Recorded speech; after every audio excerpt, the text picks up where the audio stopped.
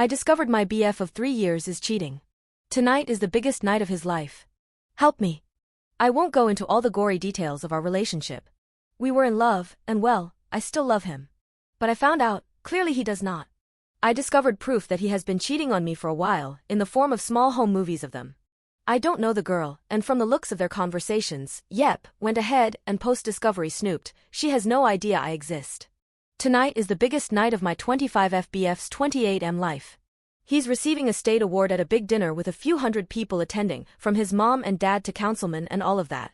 In fact, the only reason I discovered this transgression is because I have been putting together a little video for him to enjoy of some of the key moments of his life. You know, typical sappy shit. I'm burdened with a lot of power right now, and I don't know if I have it in me to do the right thing. Or if I even know the right thing. I'm blinded with tears of rage and sadness and betrayal, but at the same time, I love him, have loved him, and do I really want to do this? The relationship is over, no doubt about it. I am not a woman who will take her man cheating on her, certainly not. That's not the issue. The issue is, there are cutesy selfies of the two of them. A lot of them, only shared between the two of them. Nothing lewd, there's plenty of that on camera, though. Do I sneak one in the snap reel as a way of letting him know that I know? Or do I simply confront him after his moment in the sun passes? I'm not going to pick up everything and leave without cutting contact. That's not my style and it wouldn't make me feel good, just very sad. Do I do the witchy thing for once in my life? To anyone looking at the snap reel, it would just look like a picture of him and a friend. But to him, and to me, it would be a private message, an outing. Help me, Reddit. I don't know what to do this time. Relevant comment. Redditor. Nah, you know what? If there's really nothing that anyone would pick up on other than the two of you, you slip that photo into the slideshow. Make eye contact with him when the photo appears on screen. Then, when it's over, you stand up and walk out.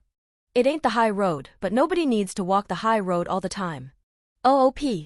I chuckled. I think the only reason I would do this is to make eye contact with him so that he knows I know.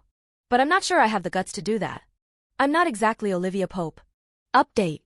Well, it's been a month and a half since this all went down. I have gotten so many requests for an update and I never intended to actually give one, honestly, because I was afraid of the fallout depending on what I ended up doing. So what did I do? I did the immature, vengeful thing. And I don't regret it. I took a few photos of the two of them, tasteful photos that gave off no indication other than she might be a childhood friend. I slipped them into the snap reel. And I spoke kindly of him at the podium, then after my turn was finished, I walked out. I drove home feeling calm and in control. 20 minutes later, the text started. Where did I go? What did I know? Where did I find the photos? Was there more in store for him? I texted him. I know you've been fugging her. But there are no more photos. There weren't any, and of course I left it at that. He didn't come home that night. Or the next. The next day, he called me to ask me if we could meet and talk at a public location. I agreed to meet him at Starbucks. I arrived early, waited for him. He showed up a few minutes late and took the seat across from me.